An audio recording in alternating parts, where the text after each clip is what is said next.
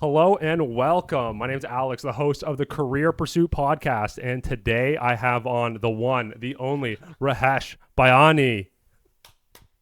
Woo, Rahesh! Thank you so much for joining me. How are you doing today? Thank you so much for having me. I'm so happy to be here, and thank you for that wonderful introduction. I'm good. How are you? I'm doing great. I'm gonna tell you why I brought you on.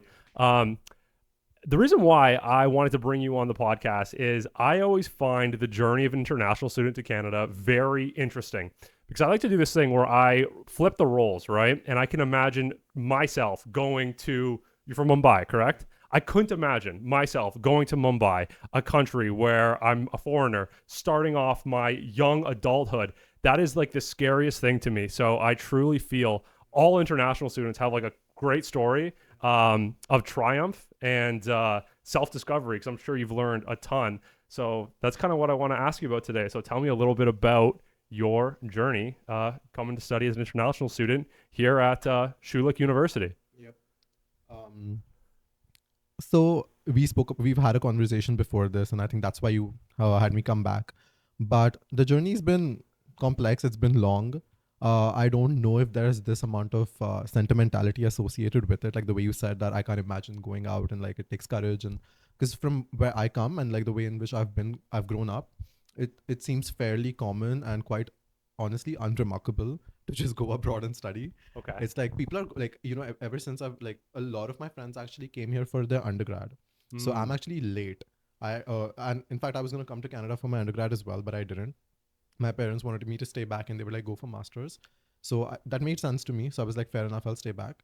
So just given I wouldn't say the culture, but given the upbringing and the friend group or like the education that I come from, none of this is remarkable. So It's a this is pretty fairly standard. Like this pretty is like. standard, yes.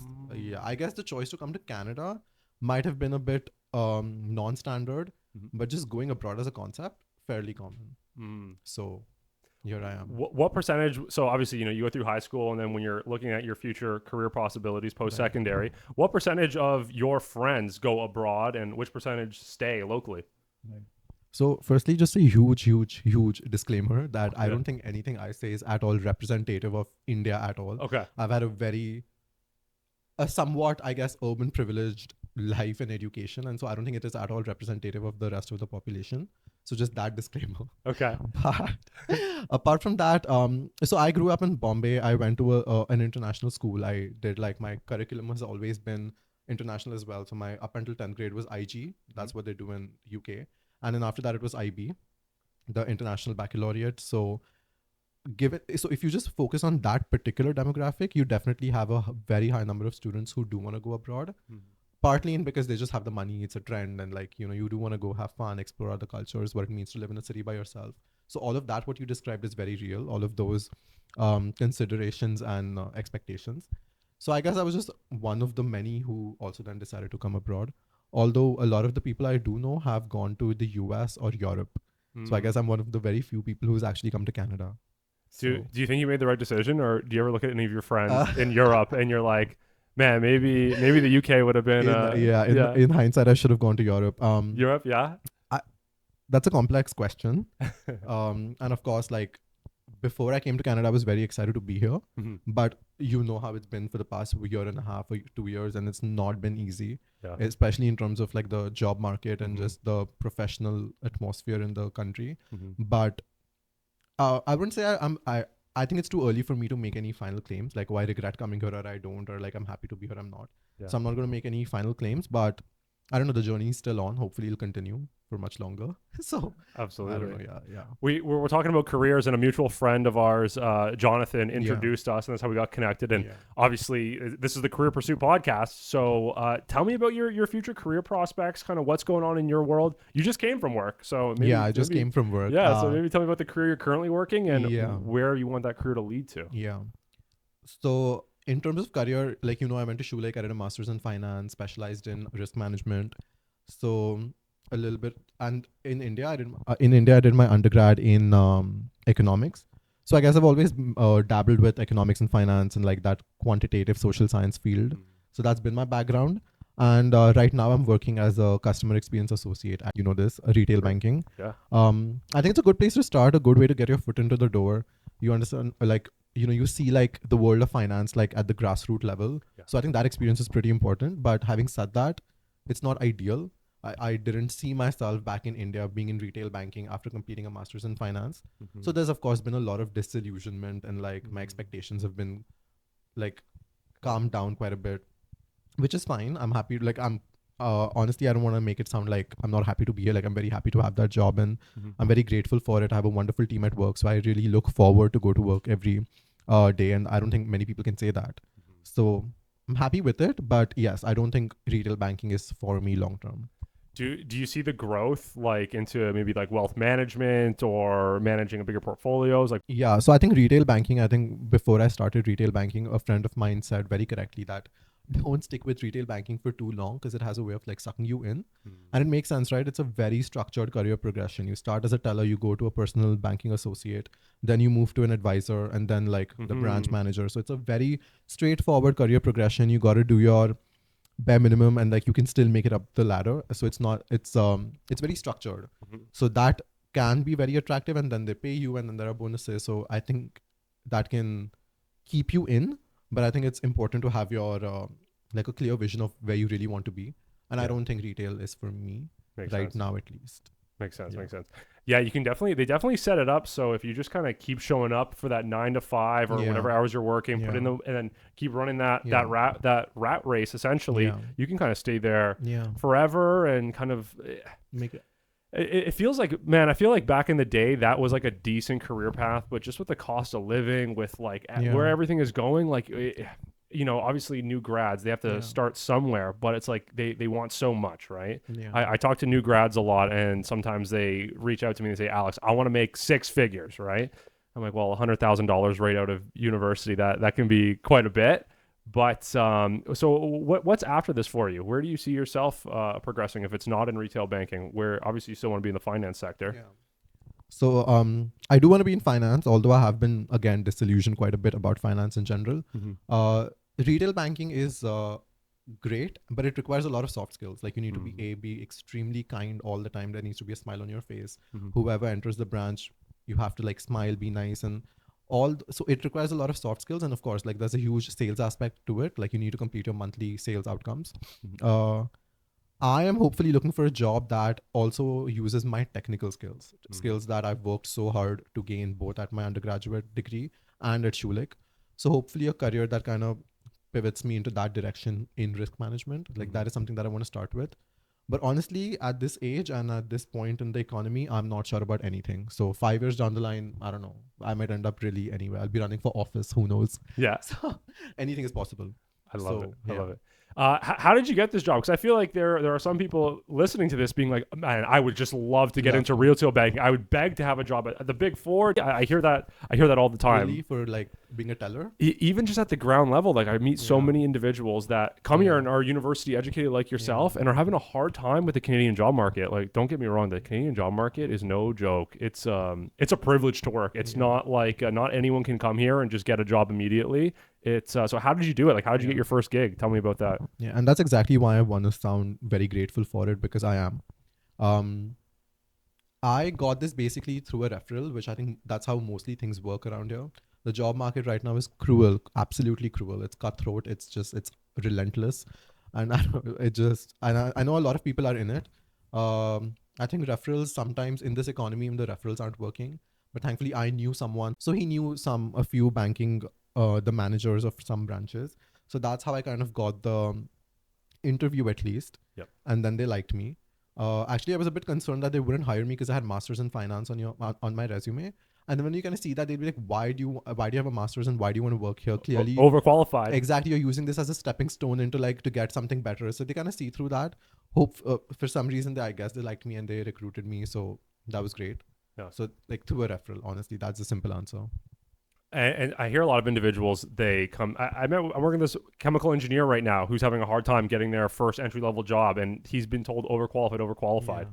I think one way to overcome that overqualified roadblock is to be very genuine, very forthcoming, very good at communicating what your plans are in the interview, being able to articulate your skills. You might even say, I understand that this is a ground level position. I'm looking to grow from here, but I'm willing to put in my dues. And it seems like, you're a very personable guy. And it seems like that's what you did in the interview, because obviously you got the job. So you convinced them that you were there to stay.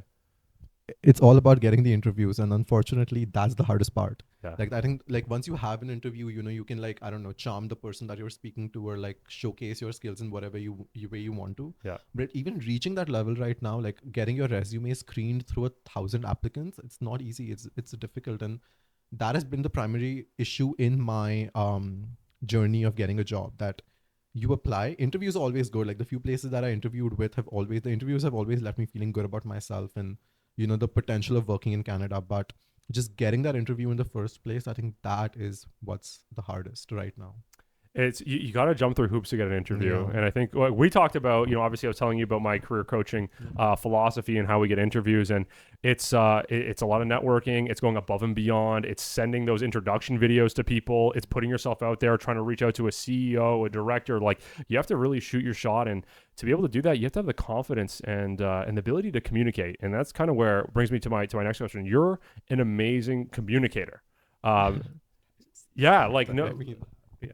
For real. I feel like sometimes I work with international students from India, from Africa, from South America, and I feel that the Canadian education system doesn't put any emphasis, or enough emphasis rather, on communication and being able to articulate your value.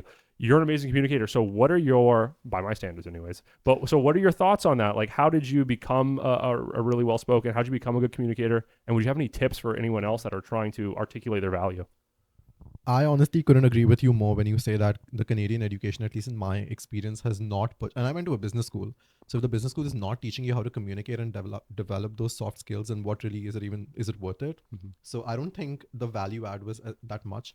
So the only, like, I can only credit my, I don't know, articulation or ability to speak to my education back home, um, right from high school. So again, like, I think my focus of my education has always been on writing and speaking and critical thinking and things like that. And I know it's on paper, it sounds very like, what do these words even mean? But really, if you are trained like that in that way, Yeah. I think it pays off in the long run. So yeah, I can only credit it back to my education from back home, which was a fairly, just to give some context, was a fairly liberal arts, academically focused education, as opposed to a more vocational education, which I'm realizing is a very common trend in Canada, to just do something vocational. So it's either like you, right out of high school, you go to a trade school, or you end up going to like a BBA or a BCom, or like you get into nursing school. So some very vocational, Yep. not very interdisciplinary academic. And yeah, that's my take on it. Yeah, and I think that's just kind of what the job market requires now, right is more of those now. Yeah, vocational yeah, positions, yeah. right? You see a big emphasis Yeah. for, and you see it with the way the Canadian government kind of throws around their immigration policies, in the sense of what jobs qualify you for a certain Exactly. CRS score, right? Yeah. Now, if you want to take nursing, boom, you're gonna Yeah. get in. You're gonna be Yeah. able to find a career. You're gonna be able to get the certificates and the Yeah. whatever's the immigration requirements, right? I find it really funny how you mentioned your communication skills come back from your high school days, and Yeah. it's not even like you got that here. It's something that Yeah. you came with from back home.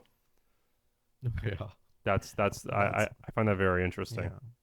It's almost it's almost a disservice, because even when I went to Seneca College, and I went to college in 2013, 2014, and even then I noticed, like, some of my colleagues, like, you go with partners, right? So you team up, you do assignments together, and it was just even difficult communicating amongst each other.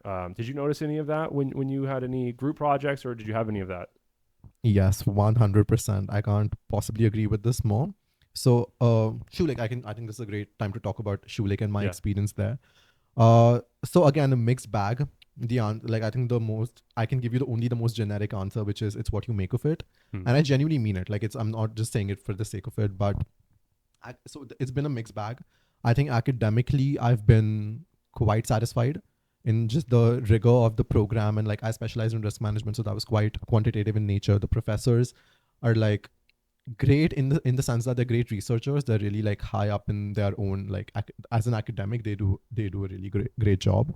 But I think the diversity of the classroom was just not up to the standard. It was like 50-60% of the kids were like Chinese kids, Mhm. and then the other remaining 40 were probably Indians, and that's it. That's the entire class. And I don't know why, for some reason, unfortunately, like when it came to like group projects or any collaboration, really, people kind of stuck to Their roots, right? their races. I don't know. Yeah. Yeah, that's what it is, You and feel comfortable, right? You you kind feel of. comfortable. But then, what's the point of coming abroad if that's what you're gonna do? That's so true. Like, That's so true. why leave your roots only to come here and then stick to them again? Like, I'm in no way trying to like de-emphasize the importance of like having a group here that reminds you of back home. Hmm. Just that emotional social support for stability, that's completely fair and important. But in an academic space, in a professional space, if you aren't going to collaborate across the racial boundaries and just going to stick narrowly within, what's the point? Yeah. And that is something that I noticed quite a bit. And yeah, I guess that's just unfortunate, but it was what it was. So you said it is what you make of it. Yeah. What did you make of it? Were you happy with ultimately how you applied yourself and what you received? Be honest. It's yeah. Yes and no. Yes, because I do think the specialization that I selected was difficult, and I was the only Indian student doing that specialization at that point, and everyone else in my cohort was not. Like they were Chinese kids, and so I did kind of many times through that journey kind of felt by myself because all of my other friends who were like really close to me were in the other stream, which is like capital markets. Mm-hmm. So they were in that stream. They could obviously collaborate on all their group projects, discuss questions. You have an assignment of 5 questions. Everyone does one question each and then shares the answers. So that's how they did it, and I kind of had to like figure each and everything out by myself. And anyways, the content was quite difficult, so it was a lot. At some point I thought of like quitting the stream, and I was like, no, this is just getting way out of hand. I can't do this. Like, I don't want D's and F's on my transcript. Yeah. And given how it's gone up until now in the semester, I'm pretty sure I'm gonna like not do very well on one of these courses. So I had a call with my program director, and I was like, listen, this is like too much for me. And she was like, no, you are not quitting. I'm not letting you quit. And she was very persistent that I completed and see it through. And in hindsight, I'm very glad and grateful for her persistence, Mm-hmm. because I would have just switched. Yeah. Because so that was so yes, academically, I think I got too caught up in the academics of it. And I think, of course, you're new here, so you do need some time to settle. You're looking for a home. You're looking to like maintain your like what are you going to eat, and all of those things, they really pile up. Yep. So I think academically I tried my best, but I do think I should have networked so much more. I should have like professionally, I should have been out there. I should have been at networking events. I should have like made a resume and sent it way before my graduation. I kind of really started looking for jobs much closer to the graduation date, mostly after, Yeah. which is not good like in this market. But honestly, in my defense, at that point I didn't know that this is how the market was. I didn't know. Yeah. Had I known, I would have like 100%. And it hasn't always been this market, to be honest. Like in 2020, like people were fighting to you could work anywhere. Essentially, Exactly. employers were fighting for employees, and it's switched so fast, right? What are your thoughts on that? I have a lot to say on why I think the economy is the way it is. Like, what do you have any thoughts on it? Like, do you have your considerations? So, firstly, I completely agree with it because, as I said, a lot of my friends came here immediately after their high school. Mm-hmm. So, they did their undergrads here and they graduated in 2020, 2021, and they are doing quite well for themselves. Like, they all have jobs that they're pretty proud of. They've gotten a few promotions. And so, that was my metric, or that was my threshold before coming in. That these people who've gone before me have done a fairly decent job, and they've made it sound like, yes, it was challenging, but they were like, honestly, if you put in the effort, it's going to pay off. So that was my mindset. And I was like, yeah, I guess I just got to do that. But I think something fundamentally shifted, broke, switched in like the start of 2022. Or just maybe these are the post COVID years and we are seeing the effects now. I don't know. But something has fundamentally changed between that time and this time. Yeah. So you were kind of looking at the previous cohorts of individuals that came before you. You're like, oh, they came here 2020, 2021. They're getting jobs. They're getting promotions. Difficult, but achievable. Very, yeah. Now it's like, what would you say to maybe someone that was in your position 4 years ago, you know what I mean? That's in Mumbai studying and thinking of coming to Canada now for 2024, 2025, 26, 27. Are you encouraging it? Are you cautionally encouraging it? What are your thoughts? Honestly, it would just depend on what that person's long-term goals Mhm. are. If it's immigration Mhm. and if it's like fairly relatively easy immigration, then sure, come to Canada. Mhm. But if it is genuinely like if you want to focus on your education and if you don't mind going back home, and if you have like money to spare in the sense that if you have money to spare in the sense that you spend a lot of money on a course, you don't know what the employment is going to be like, you might have to come back home. If that's the case, which by the way, as I say it, I'm realizing is also the case for Canada now. Mhm. But if that's the case, then sure, go abroad, come to Canada, go wherever you want to. Mhm. But I honestly, to be honest, I came here because of the easier immigration. Mhm. That was my, I just wanted that flexibility of like being here but also being able to go back home and both. Mhm. So that is why I came here. And I'm just not a kind of person who works well when the external circumstance is not doing too well. So I can't be in the US. I can't be in the US because there's a deadline. After you graduate from your course, you have 3 months to find a job. If you don't find a job, you go Mm. back home. I can't work under that kind of pressure and I can't work under that kind of volatility, which Yeah. is why I came to Canada in the first place.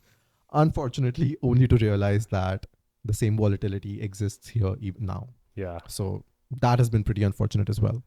What do you think Canadian, like obviously I'm a domestic Canadian, Yeah. born and raised here, my family, my parents were too. What do you think Canadians' perspectives are on international students?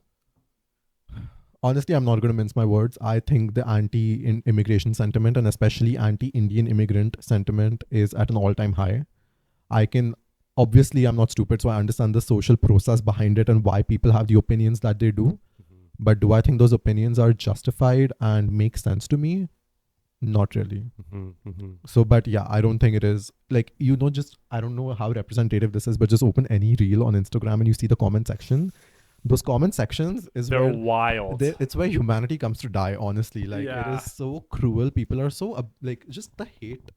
But you should tell me, like, why is there so much pent up hate amongst domestic Yeah. native Canadians? I think domestic Canadians, like, I'm not going to say my peers, but I'm going to say like people, of my kind of not status, but Socioeconomic background. Exactly, exactly. I think they're looking for a scapegoat. I think Yeah. they're disappointed in their financial situation. I think they're disappointed in their own careers, and they're saying, "Oh, this." I'm going to say it straight up. "Oh, this immigrant is coming to take my job," or they're taking an opportunity from me. They're taking finances from me, taking resources from the system, and those should be my resources. That I should be in that system, right? And I think it's really short-sighted, to be honest. Mhm. And I think if they just only look back one or two generations, that they'll find a first generation immigrant in their own family line. Like I don't have to go back far. My mom was first generation. Before that, my grandparents were born in Italy, right? And I think it's more so. I think our government should have done a better job fully understanding the ramifications of how does this all play out, right? Mhm. So that's why I think that's what I think domestic Yeah. Canadians are kind of thinking. Yeah.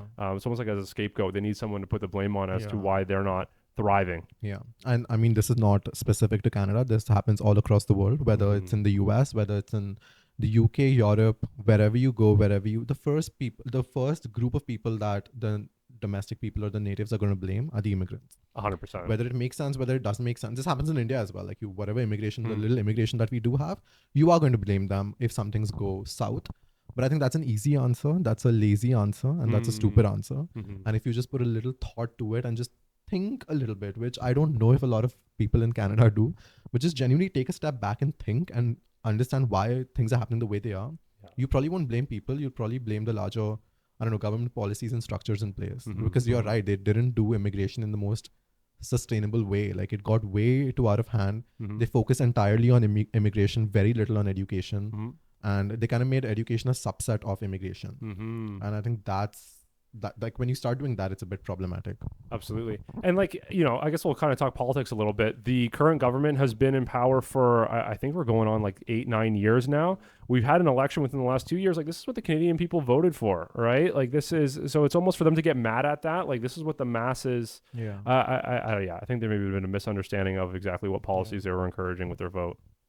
Agreed. And I think, I mean, again, my knowledge of Canadian politics is very rudimentary, but I think what people also need to realize that if they think they're suffering, people who come here making a lot of sacrifices, like material sacrifices, Oh, when they come here, they are probably the ones suffering a lot more than you. yeah. Mm-hmm. So if the job market is not working out for you, I have paid, like, imagine the amount of investment I've made in my education and I'm not being able to get that back.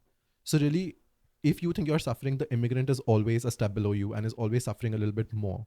So instead of like being hateful towards that person, there's a genuine opportunity to be like, okay, what we are going through is quite similar. So let's form a solidarity, as Yes. opposed to like, oh no, you do your thing, I'm gonna do my thing, and I'm gonna hate you in return. So Yes. I think unless I see some cross immigrant and native or cross racial solidarities and just like get trying to at least understand each other, Yeah. I don't think there's going to be much progress. I think we're doing this right here, like right now.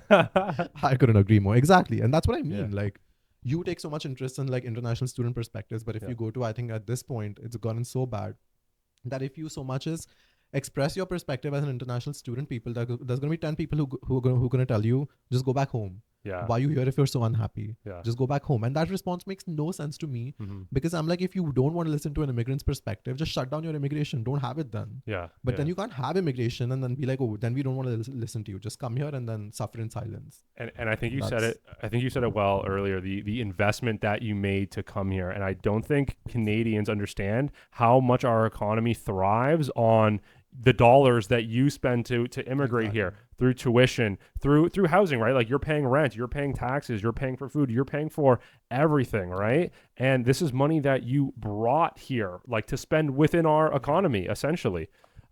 It's crazy.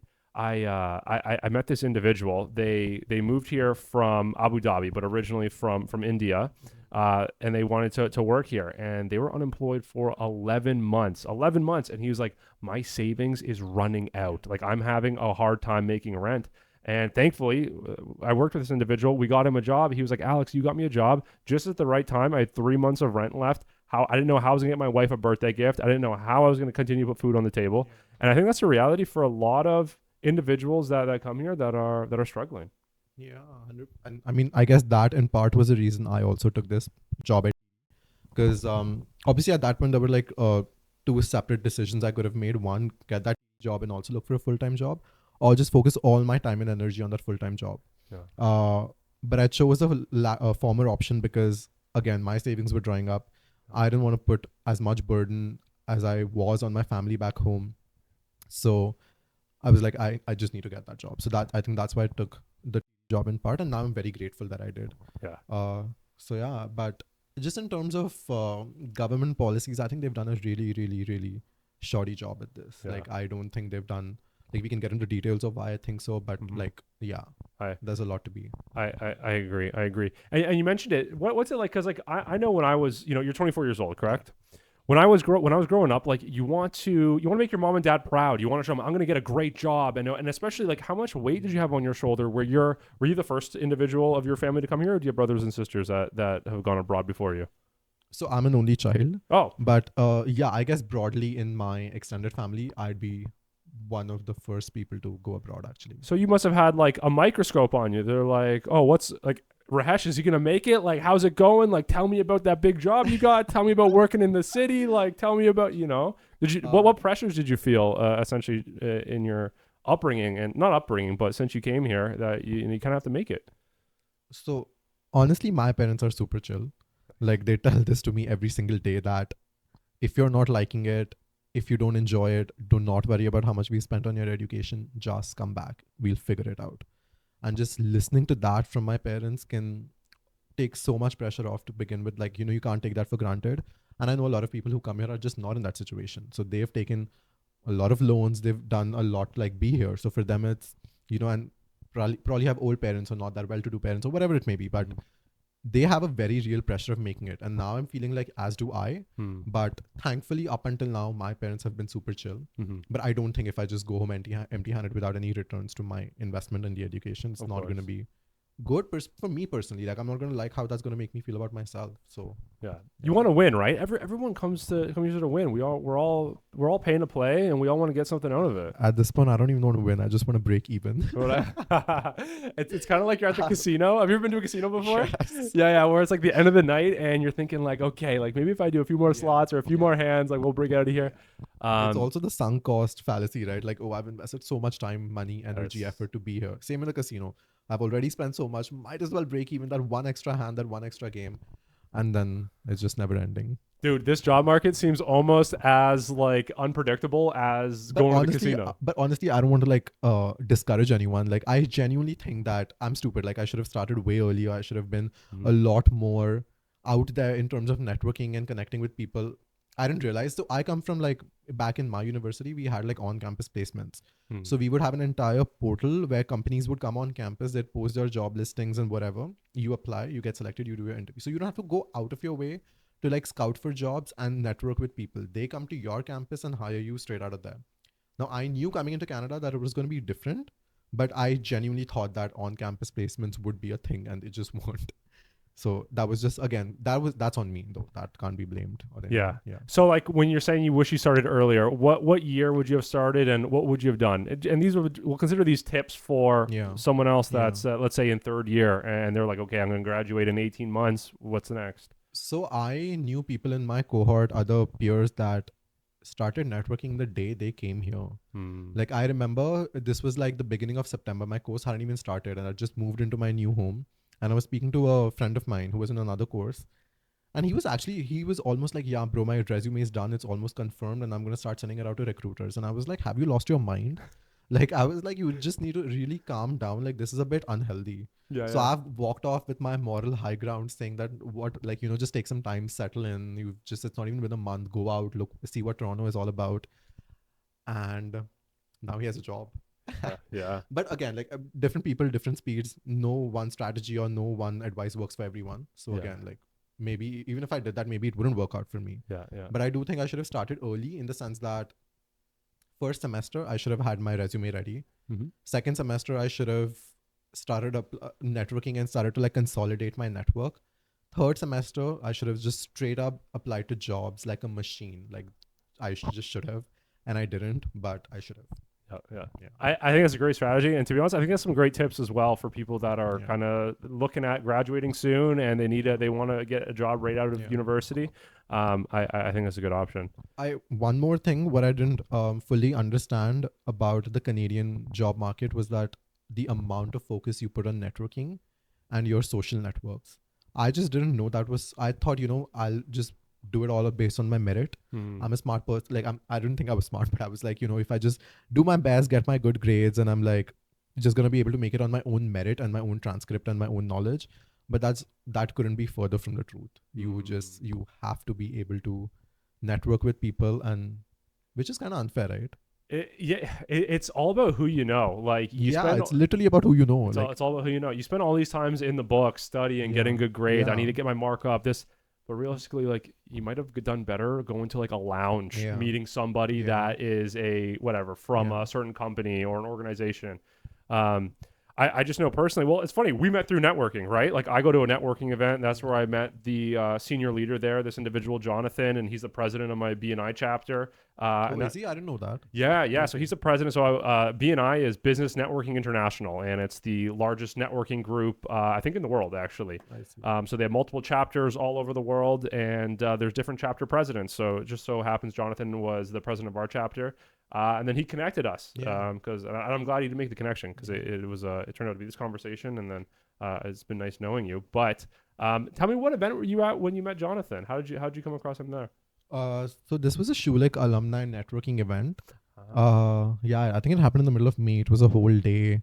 Lots of interesting sessions. The first one in the morning, like it was a fantastic session. It was about the Toronto startup ecosystem, yeah, which again, it's complicated right now. yeah. But that was a great session. And then Jonathan was actually doing coaching. So you had like 15-minute slots where you could like go to these coaches and like just talk to them about whatever issues you're facing. Yeah. And that was a bit funny because Jonathan, and he's into like coaching or mentoring senior executives who want to like build teams or businesses. And here there is a 20-something-year-old at a networking event who's gone to him and just like, I can't find a job in Canada. I don't know what I'm doing wrong. Please help me. So Yeah. that was a bit funny.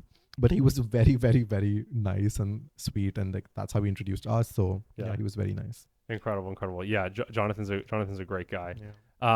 Okay, changing gears a little bit. We have about 5 more minutes before we wrap up. What has been like the social scene like for you? So transitioning from the education world, what has been the social scene, the dating scene, making new friends, getting out there? Give me your thoughts on it. So again, mixed bag. Making new friends. I'm very glad that I came into this country as a student first, Yeah. because you genuinely are able to make friends in the classroom. It's okay if they're from the same country, from the same race. That's whatever. All of that aside, I'm glad that I made friends in my cohort. I know a lot of people who come here directly to work with like a very minimal social life, and it's difficult to make friends at work, right? So I think that education, like first coming to study, was definitely a good way of kind of settling in and having a reliable network of friends and people around me. So that's definitely great. Socially, otherwise, I do think you go to a club, you go to a bar, you go to wherever you want to go. There's like people kind of stick with. So correct me if I'm wrong. Mm-hmm. I think with the native Canadians, you either have to look like them or you have to sound like them. So I know a lot of people who Indians who are born here who look exactly like me, but when they speak, you're like, oh, this person's like basically he sounds like he's born in Canada. Okay. So I guess if you have either one of those two things, then Yeah. it's very easy to break into it. But if you don't look like them and don't sound like them, then it's a bit like. But again, like I'm the last person who would go out of my way to please anyone and Yeah. sound a certain way or act a certain way to like please people. So that's just not me. But so yeah, I do think even in terms of like social life, I think people need to just look beyond and look out of and make connections across rather than within. Makes sense. That is just my advice. Yeah. No, I think that's good advice too. And yeah, I don't know. I'm not too sure. To your Yeah. point about like Canadians, like what do they think of you to look like or speak like? Um, One of the two conditions need to be met. there might be a little bit. There might be something to that. I'm just kidding. I'm being a bit sarcastic. Okay, we're gonna end with this. The I believe it's the cricket championships are going on right now. Who Yeah, are you rooting I for? You have to be rooting for Canada, right? Who do you think? Definitely Canada. No, I want to ruffle some feathers and say and say India. Love it. No, but I'm honestly not into cricket at all. Like I only follow the World Cup because that's when like the atmosphere back home is so like palpable, the excitement, it's all Yeah. in the air. So World Cup, yes, but other like cricket championships, not really. Okay. Unfortunately. Yes. Fair enough. It's funny. So I have a few friends that have kind of gotten me into cricket, and Oh I've my, no way, no way. I've swung the bat one or two times. my God. Not too good at it, Okay. but I made the attempt. And Kind of like baseball, no? If you play oh yeah, baseball. absolutely. Yeah. Very much like baseball. But the atmosphere and the energy and the Yeah. intensity amongst these Yeah. dudes, Yeah. like they go, Cricket is intense. they Cricket is will fight after they intense. get, like they go crazy for it. Like so. Anyways, Yeah. that's been kind of my experience into the I guess you'll call it the Indian sports culture. Yeah. Yeah. So Yeah. that's been my Cricket is experience. the biggest sport in India, like by far. Yeah. And the stadiums are, and the games go on forever. The stadiums are So massive. massive, like yeah. Like what do you, like 100,000 people showing up to these stadiums? More. Like, I'm pretty Insane. sure more. Like yeah, it is insane. It's absolutely insane. Okay, Rahesh, as we bring this to a close, is there anything else you want to say? Is there anywhere you want people to find you? I mean, you have my LinkedIn, so if I don't know why someone would want to find me, but sure, if you want to, like my LinkedIn's all there. Yeah. I've Alex has been very kind and he's helped me to really refine my resume and LinkedIn. So thank you for that. And thank you for having me. It's been wonderful to talk to you. It's actually been quite nice to like just vocalize my thoughts. Mm-hmm. All of it is either like just within me or like I speak to my few friends about it. Yeah. But it's good to just like have it out there now and like, yeah, it feels good. Okay, fingers crossed. For some reason, this goes viral. You get you land a crazy new career, and this just jumpstarts. I can only hope, but I don't know if anyone in finance is going to want me after this. I think so. But maybe in public office, maybe. I don't know. Yeah, we'll see. Yeah, we'll see. All right, Rahesh, this has been amazing, man. Thank you so much. Thank you so much. Thank you so much for having me. Have a great day. You too.